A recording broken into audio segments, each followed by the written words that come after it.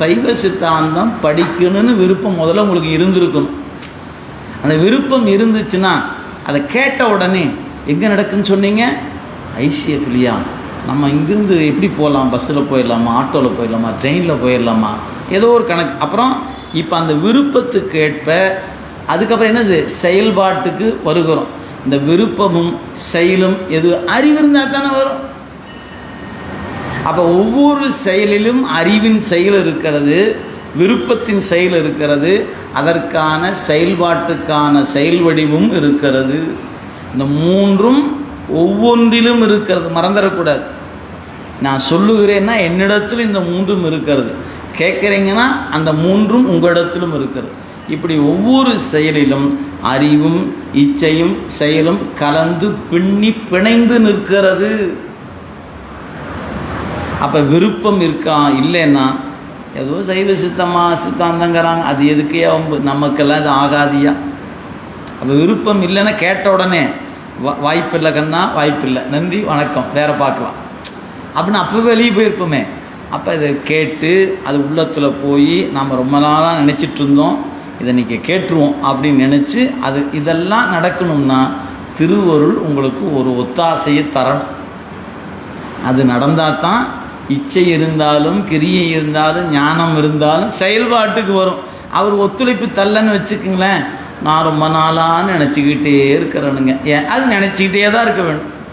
என்னவா நடக்காது? செயல்பாட்டுக்கு வராது. அப்போ நாம் நினைப்பதெல்லாம் திருவருள் நடத்தி கொடுக்கிற பொழுது அவனுடைய ஒத்தாசையால் நடைபெறுகிறது என்ற அறிவு நமக்கு வரணும். நாம் அப்படி நான் ரொம்ப காலமாக நினச்சேன் நடந்துருச்சு, நான் நினச்சேன் நடந்துருச்சு அப்படின்னு தான் அறிவு நினைக்குமே ஒழிய நினைத்த அந்த நினைப்புக்கு திருவருள் சம்மதம் இருந்தது என்பதை விளங்கி கொள்வதற்கு அறிவு போதலை நமக்கு. அதுக்கு தான் முயற்சி பண்ணி இந்த பாடமெல்லாம் படிக்கிறோம். நமக்கு நடப்பதெல்லாம் திருவருள் சம்மதம் என்பதை விளங்கி கொள்வதற்கு முயற்சியாகத்தான் இந்த சைவ பாட வகுப்பில் இந்த சித்தாந்தத்தை கொஞ்சம் முயற்சி பண்ணி பார்க்குறோம். அதில் வெற்றி பெறுவோமா தோற்போமா அது அப்பாற்பட்டது, ஆனால் முயற்சிக்காக இதை நம்ம படிக்கிறோம். அப்போ அறிவு இச்சை செயல் என்ற மூன்றில் இச்சை ஒருபடித்தானதாக இருப்பதனால் இறைவனுடைய அறிவாற்றலும் இறைவனுடைய செயலாற்றலும் ரெண்டு விரிந்து ஐந்தாக தொழில்படுகிறது. அப்போ அந்த ஐந்தும் சிவமே தொழில்படுத்துவது. இந்த ஐந்தும் சேர்ந்து அடுத்திருக்கிற 7 தொழில்படுவதற்கு துணை செய்வது. அந்த 7ம் என்ன செய்யும்? 24 தொழில்படுவுக்கு துணையாக நிற்பது. இப்போ 3 இருக்குது மொத்தம். இப்போ நம்ம உதாரணத்துக்கு கை கடிகாரம் எல்லோரும் கையில் கட்டியிருக்கணும். 3 முள் இருக்கிறது. அந்த நொடி முள் அப்படின்னு ஒன்று இருக்குது, டக்கு டக்கு டக்கு டக்குன்னு அசைவது தெரியும். அதுக்கு அடுத்துக்க பெரிய முள் இருக்குது பாருங்கள், அது ஒரு சுற்றுனா ஒரு கோடு நகரும், ஆனால் அவளை எளிதில் நகருவது கண்ணுக்கு புலனாகாது. ரொம்ப ஊன்றி பார்த்துட்டே இருந்தீங்கன்னா மெல்ல நகருவது புலப்படும். ஏன்? அது முடிகிறக்குள்ளே கொஞ்சம் கொஞ்சமாக அது நகர்ந்து வரும். சரி, அதே சமயத்தில் இது ஒரு சுற்றுச்சுன்னா சின்ன முள் ஒரு அடுத்த எண்ணுக்கு போய் நிற்கும்.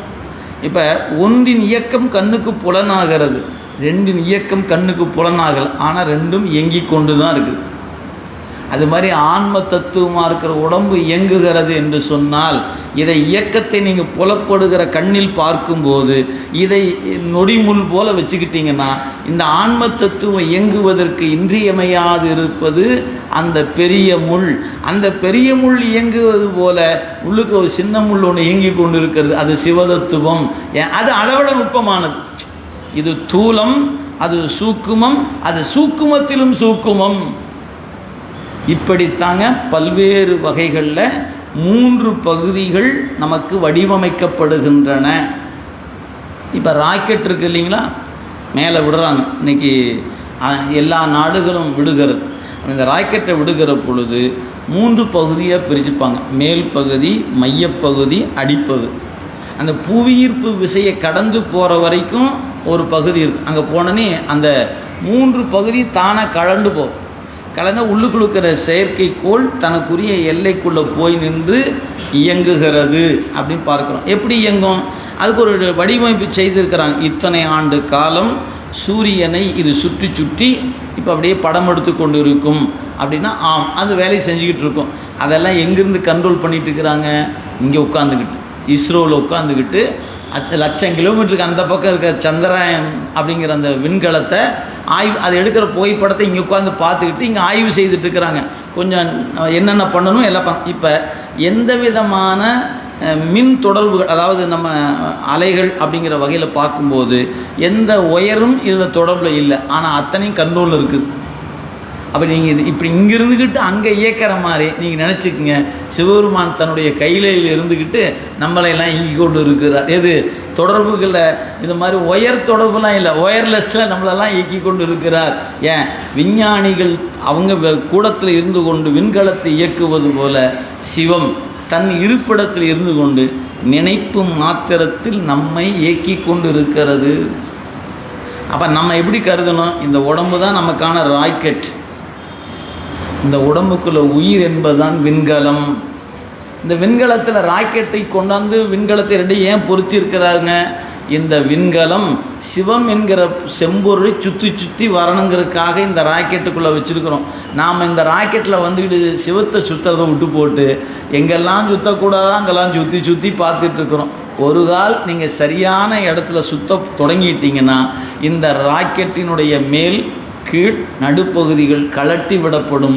உயிர் என்கிற சேட்டலைட்டு சிவத்தை சுற்றி சுற்றி வந்துக்கிட்டு இருக்கும். ஏன் அதுக்கு பேர் தான் வீடு பேருன்னு பேர்.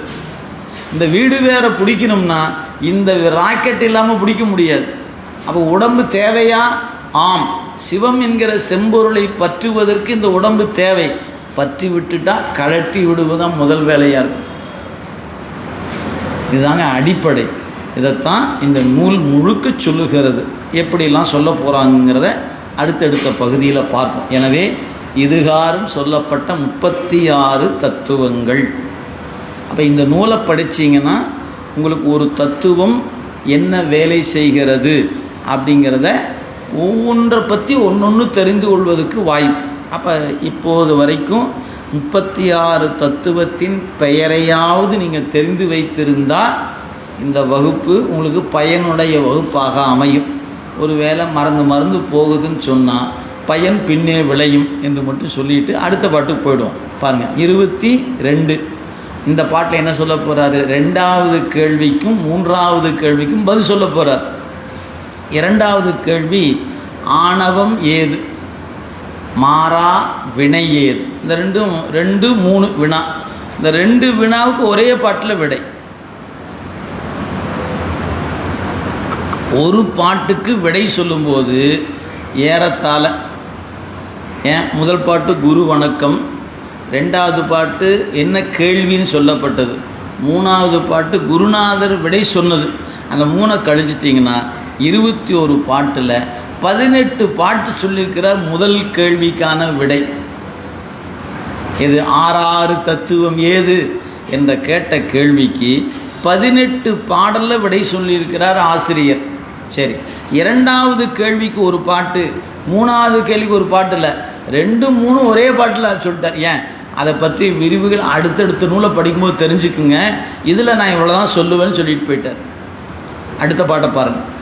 6 தத்துவம் சொன்னோம் அடைவாக, மாறா மலம் 2 வா சொல்ல கூறில் அறியாமை ஆணவம் நீ ஆன சுக துக்கம் குறியா வினை என்று கொள். போகிற போக்கில் விடை சொல்லிட்டாருங்க. ஆணவம் என்றால் என்ன? நிறைய பேர் ஆணவம் என்ற சொல்லுக்கு விடை சொல்லும்போது நீங்கள் கேட்டிருக்கலாம், அல்லது கேட்கும்போது கவனித்து பாருங்கள். யான் எனது என்பது ஆணவம் அப்படின்னு சொல்லுவாங்க. அது தவறு. யான் எனது என்பது ஆணவம் அல்ல, அது ஆணவத்தினுடைய காரியம். அது ஆணவம் என்பதற்கு ஆணவம் மூலப்பொருள், அந்த மூலப்பொருளுடைய காரியம்தான் யான் எனது என்பது. அப்போ அந்த ஆணவம் என்பது என்ன அப்படின்னு கேட்டால் அறியாமை ஆணவம். நீங்கள் சொற்பொழிவாளர்கள், தொலைக்காட்சியில் நிறைய பேச்சாளர்கள் எல்லாரும் சொல்வது யான் எனது என்பது ஆணவ மலம்பாங்க. அது இல்லை, யான் எனது என்பது ஆணவ மலத்தின் காரியம். அப்போ ஆணவ மலம் என்பது என்ன அப்படின்னு கேட்டிங்கன்னா அறியாமை. இப்போ ஒவ்வொரு நோய்க்கும் ஒரு சிம்டம்ஸ்னு இருக்குதுங்க இல்லைங்களா? இப்போ தலை வலிக்குது அப்படின்னா அதுக்கு ஒரு சிம்டம் இருக்குது. பல் வலிக்குதா அதுக்கு ஒரு சிம்டம் இருக்குது. வயிற்று வலிச்சா அதுக்கு ஒரு சிம்டம் இருக்குது. கோவிட் இருந்தால் அதுக்கு ஒரு சிம்டம் இருக்குது. இப்படி நோயின்னு ஒன்று இருக்குது, நோய்க்குரிய அறிகுறின்னு ஒன்று இருக்குது. அறிகுறி என்பது வேறு, நோய் வேறு. அதுபோல் ஆணவம் என்பது வேறு, நான் எனது என்பது வேறு. ஏன்? ஆணவம் என்பது தான் நோய். அந்த நோய் உயிருக்கு வருமானால் யான் எனது என்கிற குற்றம் வரும். அது சிம்டம்ஸ். அது எனவே நோய் என்பது ஆணவ மலம்தான் நோய். அப்போ ஆணவம் வேறு, யான் எனது என்பது வேறு. எந்த வகையில்? ஆணவம் என்பது காரணம், யான் எனது என்பது காரியம். காரணம் இல்லாமல் காரியம் இல்லை. ஆணவம் இல்லாமல் அந்த ரெண்டும் இல்லை. ஆனால் ஆணவம் என்பது யான் எனது என்பது ஒரு நாள் அற்று போயிடும். ஆனால் ஆணவ மலம் எப்போதும் இருக்கும். நீங்கள் அகந்தை இல்லாதவராக இருக்கலாம், அகந்தை என்கிற பொருளே இல்லாமல் இருக்க முடியாதே. அது இருப்பது, அது மூலப்பொருள். உங்களிடத்தில் தன்முனைப்பு இல்லாமல் நீங்கள் இருக்கலாம், ஆனால் உயிரிடத்தில் மலம் இருந்து கொண்டு தான் இருக்கும். என் அருள் ஆட்சி புரிவதனால தன்முனைப்பை அது அடக்கி இருக்கும். அது அடங்கி கிடக்கிறதே ஒழிய இல்லாமல் இல்லையே. நீங்கள் சொல்லுகிற யான் எனது என்பது ஒரு காலத்து இல்லாமல் அழிந்துவிடும். ஆனால் ஆணவம் என்பது நித்திய பொருள், அது அழிவில்லாத பொருள், அதற்கு எந்த காலத்தும் அழிவில்லை. எனவே மூலம் என்பது அழியாது, காரணம் என்பது அழியாது, காரிய பொருள்கள் அழியும். எனவே யான் எனது என்பது காரிய பொருள், அதுக்கு மூலமாக இருக்கிற காரணம் ஆணவ மலம். எனவே ஆணவம் என்றால் என்ன என்ற கேள்விக்கு அறியாமை ஆணவம். ரொம்ப ரொம்ப ரொம்ப ரொம்ப எளிமையாக சொல்லிட்டார். ரொம்ப கடினமான பதில் எளிமையாக ஒத்த சொல்லிட்டார். இதை பற்றிய விரிவை திருவருட்பயனில் 8 குறட்பால படிக்கணும். இங்கே சொன்ன ஒரு பதில், இந்த அறியாமைன்னு ஒரு சொன்னார் பாருங்க, இதனுடைய விரிவை திருவருட்பயன் படிச்சிங்கன்னா 8 குறட்பால படிக்கணும். சிவஞான சித்தியார் எடுத்திங்கன்னா ஒரு பாட்டில் முழுசாக படிக்கணும். சிவப்பிரகாசம் எடுத்திங்கன்னா பாதி பாட்டு படிக்கணும். இதே ஆணவ மலத்தை ஒவ்வொரு ஆசிரியர் ஒவ்வொரு வகையாக எடுத்து சொல்லியிருக்கிறாங்க. அதெல்லாம் வருகிற பொழுது அவசியம் கவனத்தில் கொள்ளுங்க. எனவே ரொம்ப எளிமையான விடை சொல்லியிருக்கிறார், அறியாமை ஆணவம். நம்முடைய வள்ளுவ பெருந்தகை இன்பத்துப்பாலில் ஒரு குறட்பா வைத்திருக்கிறார். அவருடைய அந்த செய்தி எங்கே கொண்டு போய் வச்சிருக்கிறார்னா, அறத்தில் வைக்கல, பொருளில் வைக்கல, இன்பத்தில் வச்சிருக்கிறார். எப்படி வச்சிருக்கிறாரு? அரிதொரும் அரிதொரும் அறியாமை கண்டற்றுன்னு ஒரு குறட்பாங்க. அரிதொரும் அரிதொரும், ஒவ்வொன்றாக அரிதொரும் அரிதொரும், நான் படிக்க அல்லது காண தெரிந்து கொள்ள சொல்ல அப்படி தெரிந்துக்கிட்டு போக ஒன்றை தெரிந்து கொண்டேன். எதை தெரிந்து கொண்டேன் அப்படின்னு ஒரு கேள்வி வந்துச்சு பார்த்தீங்களா? அரிதொரும் அரிதொரும் அறியாமை கண்டற்றுனர். உதாரணத்துக்கு நாம் இப்போ உண்மை விளக்கம் படிச்சிருக்கிறோம். 20 பாட்டு படிச்சிட்டோமுங்க, 53 பாட்டில். இப்போ நான் உங்களை பார்த்து கேட்குறேன், ஐயா படிச்சிட்டிங்களா? போன வகுப்பு நடந்ததெல்லாம் படிச்சிருக்கீங்களா? படிச்சிருக்கேன். சரி, என்ன தெரிஞ்சுக்கிட்டீங்க? குருநாதர் எப்படிப்பட்டவரும் தெரிஞ்சுக்கிட்டேன், மாணாக்கர் எத்தகைய மாணாக்கர்னு தெரிஞ்சுக்கிட்டேன்யா. அப்புறம் இந்த 5 பூதத்துக்கு நிறம் இருக்குதுங்கிறது எனக்கு இன்றைக்கி தான் தெரிஞ்ச, புத்தகம் படித்த பிறகு தான் தெரிஞ்சிச்சு. அதுக்கு ஒரு எழுத்து இருக்குங்கிறீங்க, அதுக்கு ஒரு தெய்வம், இதெல்லாம் இந்த புத்தகம் படித்தங்காட்டித்தானுங்க தெரிஞ்சுக்கிட்டேன். இது யார்? நாம் சொல்கிற பதில். இதே புத்தகத்தை திருவள்ளுவர்கிட்ட கொண்டு போய் கொடுத்தாங்க. ஐயா கொஞ்சம் இதை படிச்சிட்டிங்களா? படிச்சுட்டேன். என்ன படிச்சிங்கன்னார். படித்தாச்சா? படித்தாச்சு. சரி, என்ன தெரிஞ்சுக்கிட்டீங்கன்னார். அவர் சொன்னார், இது நாள் வரைக்கும் இந்த உண்மை எனக்கு தெரியலேங்கிறது தெரிஞ்சுக்கிட்டேன்னார். நாம் சொன்ன பதிலுக்கும் வள்ளுவர் சொன்ன பதிலுக்கு என்ன வேறுபாடு? நான் படித்தேன், நிலம் பற்றி தெரிஞ்சேன், நீர் பற்றி தெரிஞ்சுக்கிட்டேன், காற்று, அப்படி நாம் ஒன்றா படித்ததை சொன்னோம். அவர் சொன்னார், இந்த 5 பொருளுக்கு இப்படி நிறம் இருக்கிறது, குணம் இருக்கிறது, எழுத்து இருக்கிறது என்பது இது நாள் வரவே எனக்கு தெரியவில்லை என்பதை தெரிந்து கொண்டேன். அதுக்கு பேர் தான் அறிதோறும் அறிதோறும் அறியாமை கண்டற்று. ஒன்றை படிக்க படிக்க படிக்க படிக்க நான் என்ன கண்டு கொண்டேன் என்றால், இந்த உண்மை இந்த நிமிடம் வரைக்கும் எனக்கு தெரியவில்லை என்பதை தெரிந்து கொண்டேன். அதுக்கு பேர் தான் தன்னடக்கம், அதுக்கு பேர் தான் அறிவு. நாம் என்ன இருந்தால் என்ன பண்ணுவோம், தெரிஞ்சதை சொல்லி இப்போ நேரம் 36 பேரை சொல்லட்டுமா, ஐயா மேலே இருந்து சொல்லட்டுமா, கீழே இருந்து சொல்லட்டுமான்னு சொல்லியிருப்போம். நம்ம படிச்சிருக்கிறேன், மனப்பா பண்ணிட்டேனே நான். அப்போ நாம் நினைப்பது வேறு, வள்ளுவ பெருந்தகை நினைப்பது. அப்போ நாம் ஒன்றை அறிகிற பொழுது எதை அறிந்திருக்கும், இந்த உண்மை இந்த சத்தியம் இன்று வரை தெரியவில்லையே என்பதை தெரிந்து கொண்டோம். அது அடக்கமுடைமை. அடக்கம் அமரருள் உய்க்கு, அடங்காமை ஆறிருள் உய்த்துவிடும், நரகத்தில் கொண்டு தள்ளிடும்ட்டார். எனவே அடக்கமாக இருந்தோம்னா தேவ உலகத்தில் போய் இருக்கலாம், அதுக்கு மேலேயும் போகலாம். ஒருவேளை அப்படி இல்லைன்னா கவனிக்க வேண்டிய வகையில் கவனிக்கப்படுவீர்கள் அப்படின்னு சொல்லி முடிச்சிட்டார் திருவள்ளுவ பெருமான். சரி, எனவே அறியாமை ஆணவம் முடிச்சிட்டார். அடுத்து சொன்னார் வினைனா என்ன.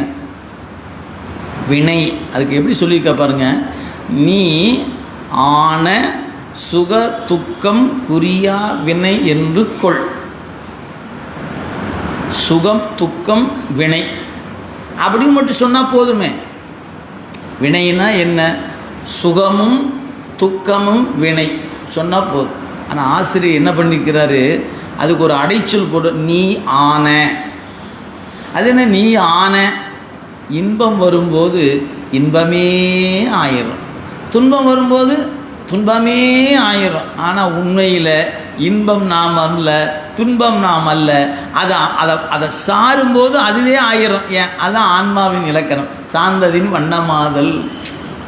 இப்போ சுகமும் துக்கமும் ஆன்மா அல்ல, அது வினை. ஆனால் சுகதுக்கத்துக்கு ஆட்படுகிற பொழுது நாம் என்ன ஆகிவிடுகிறோம், சுகத்துக்கு ஆட்படுது சுகமே ஆகிவிடுகிறோம், துக்கத்துக்கு ஆட்படும் போது துக்கமே ஆகிவிடும். உண்மையிலேயே நாம் சுகமல்ல துக்கமல்ல. என்ன அழகாக பதில் சொல்லியிருக்க போகிற, சுக துக்கம் குறியா வினை என்று கொள் என்று சொல்லாமல் நீ ஆன என்று சொன்னதில் ஒரு அழகான ஒரு நயம் அந்த பாட்டில் அமையப்பெற்றிருப்பதை நீங்கள் பலகாலம் படித்தா அனுபவிக்கலாம். என்னையா பாட்டு, சுகதுக்கம் வினை என்று சொன்னாவே போதுமே, அது ஏன் நீயான சுகதுக்கம்னு சொல்லணும். சில நேரங்களில் மகிழ்ச்சி கடலில் திளைக்கும் போது நம்ம எப்படி இருப்போம், அவன் ஆடுறான் பார்த்தே ஆட்டத்தை அப்படின்ப்போம். ஏதாவது வருத்தம் இருக்கிற இடம் தெரியாமல் உட்காந்துருப்போம். எங்கே நானும் இருக்கேன் அப்படின்னு, ஏப்பாச்சு அதை ஏங்க கேட்குறீங்க, அது அப்புறம் சொல்கிறேன் உங்களுக்கு. ஏன் இருக்கிற இடம் தெரியாமல் இருப்போம். துன்பம் வந்துருச்சுன்னா அதுவே இன்பம் இருந்தா, டேய் நான் ஒரு ஆள் இருக்கேன் தெரியுமில்ல, என்ன நினச்சிட்டு இருக்கிறீங்க, என்ன என்னை விட்டுட்டு போயிட்டே இருக்கிறீங்க அப்படின்னு நம்ம இருப்பை காட்டுவோமா இல்லையா? ஆம், காட்டுவோம். இதெல்லாம் சுகமும் துக்கமும் படுத்துக்கிற பாடு. உண்மையிலேயே சுகம் நாம் அல்ல, துக்கம் நாம் அல்ல.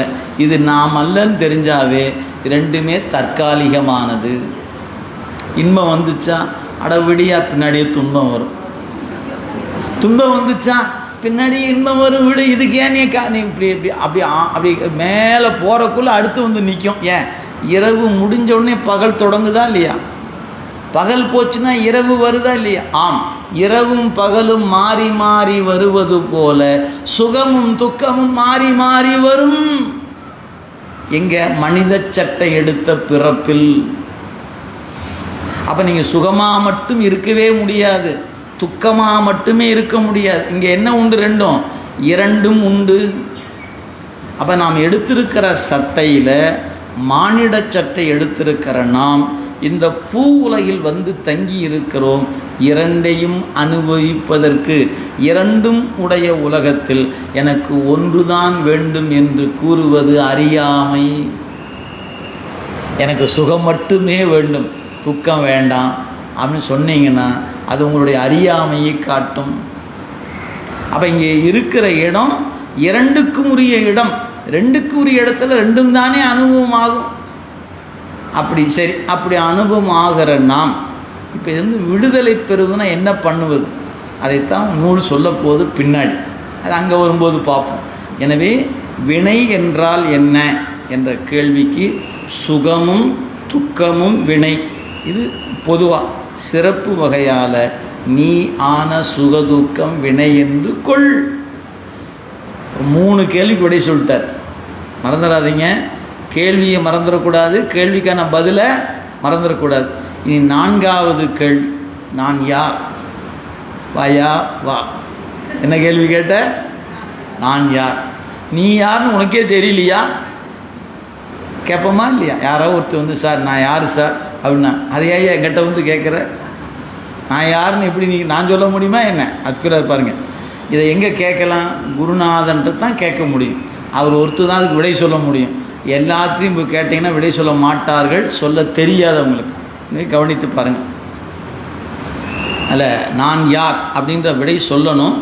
அந்த வகையில் அடுத்த பாட்டில் அதுக்கான விடை சொல்லுகிறார் ஆசிரியர். பாருங்கள், அதாவது மாணாக்கன் சாமி இந்த தத்துவ கூட்டத்தையும் ஆணவத்தையும் கண்மத்தையும் எனக்கு தெளிவாக சொல்லிட்டீங்க பெருமானே, கொஞ்சம் என்னையும் சொல்லுங்கள் சாமி அப்படி கேட்பது 23வது பாட்டு. பாருங்கள், ஆறாறு தத்துவமும் ஆணவம் வல்வினையும் மாறா அருளால் வகுத்துரைத்தீர், வேறு ஆகா என்னை எனக்கு அறிய காட்டீர், இவை கண்டேன் உன்னறிய தேசிகனே உற்று. குருநாதா, உங்களுடைய கருணையின் காரணமாக சொல்ல பாருங்கள், நினைத்தற்கரிய ஞான குருவே, உன்னறிய தேசிகன். உன்னறிய, உண்ணுதல் என்றால் நினைத்தற்கு அறிதல்னு பேர். அதுவே தன்னகரமாக இருந்தால் உண்ணுதல் சாப்பிடுதல்னு பேர். இங்கே வந்திருப்பது 2 சுழியின். உண்ணுதல் என்றால் நினைதல்னு பேர். உன்னறிய, நினைப்பதற்கு அரியன்னு அர்த்தம்.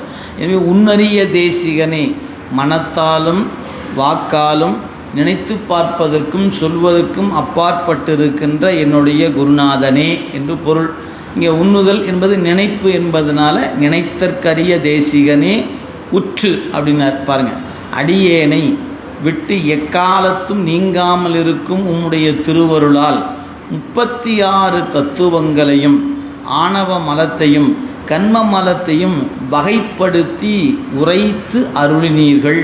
குருநாதா, நான் விளங்கி கொள்ளும் வண்ணமாக இவற்றையெல்லாம் மாறா அருளால் வகுத்துரைத்தீர். இது இன்னது, இது இன்னது. ஏன்னா இந்த வகுத்துரைத்தல் என்ன அர்த்தம்?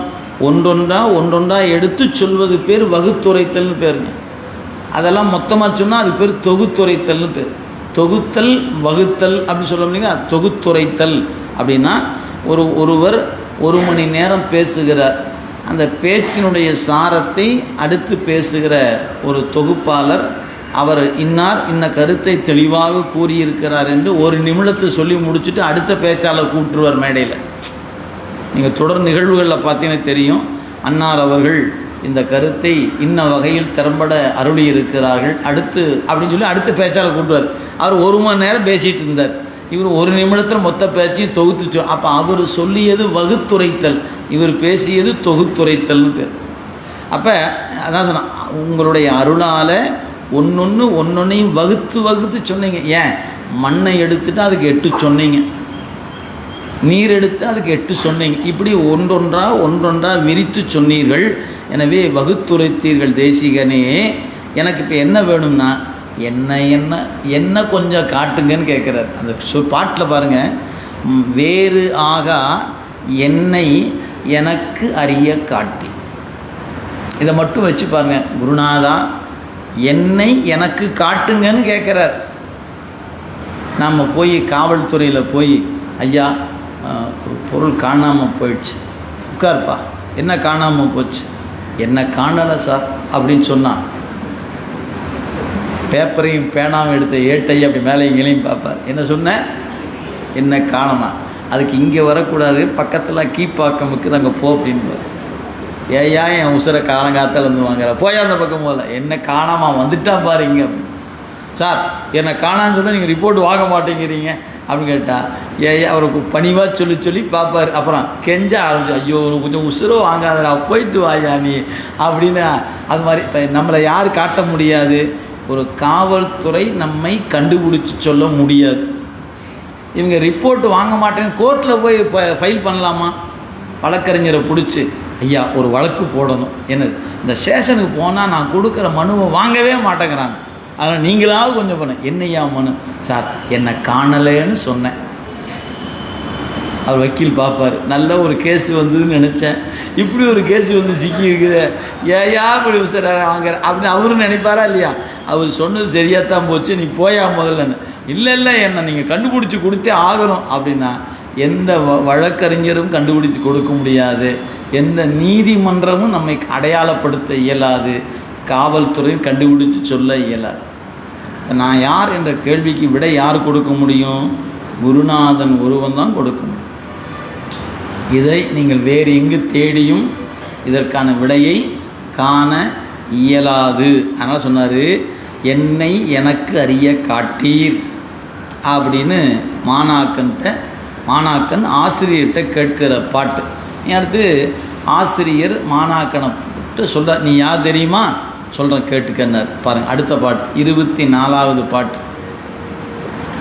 நன்றா உரைக்க கேள் நல்ல சித்து, நன்றா உரைக்க கேள் நல்ல சித்தின் முன் அசித்து இங்கு ஒன்றாது, சித்து அசித்தை ஓராது நின்று இவற்றை அன்றே பகுத்து அறிவது ஆன்மாவே என்று மறை குன்றாமல் ஓதும் குறித்து. மாணாக்கர்கிட்ட ஆசி சொல்கிறாரு, தம்பி நான் உனக்கு ஒன்று சொல்கிறேன், நான் யார் அப்படின்னு கேட்ட கேள்விக்கு விடை தெரியணும்னா நான் சொல்கிறத நீ தெரிஞ்சுக்கிட்டால் தெரிஞ்சுக்கலாம். என்ன குருநாதா சொல்லுங்கன்னார். சித்துன்னு ஒரு பொருள் இருக்கிறது, அசித்துன்னு ஒரு பொருள் இருக்கிறது. சித்துனா அறிவு பொருள்னு பேர், அசித்துனா அறிவில்லாத பொருள்னு பேர். இது உனக்கு புரியுதா? குருநாதா 23 பாட்டு நடத்திட்டீங்க, இது கூட புரியாதா எனக்கு? சரி, புரிஞ்சுருந்தா மகிழ்ச்சி. சரி, அப்போ சித்து அப்படின்னா அறிவு பொருள், அசித்து அறிவற்ற பொருள். இப்போ இந்த உலகத்தில் இந்த 2 பொருள் இருக்குது. அறிவே வடிவமாக ஒரு பொருள், அறிவே இல்லாமல் ஒரு பொருள் ஒன்று இருக்குது. அறிவே இல்லாத பொருளுக்கு அசித்துன்னு பேர், அறிவே வடிவமான பொருளுக்கு சித்துன்னு பேர். புரியுதா? புரியுது குருனா. சரி, இந்த 2ஐயும் எவன் காண்கிறானோ அவனுக்கு பேர் ஆன்மான்னு பேர். ஏன்? அறிவே வடிவமான இறைவனுக்கு அறிவற்ற உலகத்தை அறிய வேண்டிய அவசியம் இல்லை. அறிவே இல்லாத அசித்து பொருளாகிய உலகப் பொருள்களுக்கு அறிவே வடிவமான இறைவனை அறிவதற்கான அறிவு இல்லை. புரியுதான்னு பாருங்க. என்னமோ சொன்னீங்கன்னு மட்டும் தெரியுதுயா அப்படின்னா, அறிவாக இருக்கிற இறைவனுக்கு, இறைவன் ஞானமே வடிவமானவன்.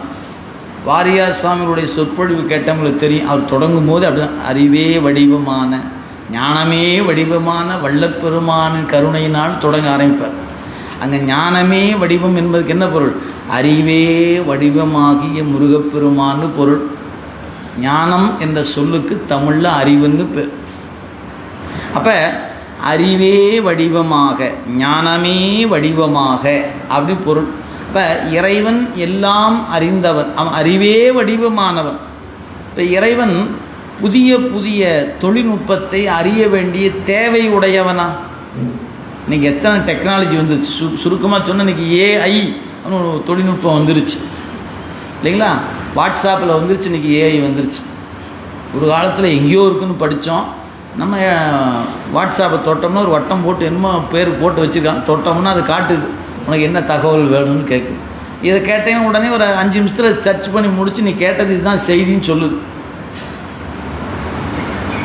அப்போ ஏஐ என்ற ஒரு தொழில்நுட்பம். சரி, இந்த தொழில்நுட்பம் அடடா இத்தனை நாளாக நமக்கு தெரியல அப்படின்னு சிவபெருமான் பார்த்து வியந்து போகிறாரா என்ன? ஏன் இந்த தொழில்நுட்பத்துக்கெல்லாம் தொழில்நுட்பமாக இருப்பவன் இறைவன். ஏன் முன்னை பழம்பொருளுக்கு முன்னை பழம்பொருள் பின்னை புதுமக்கும் பேர்த்தும பெற்றியன்.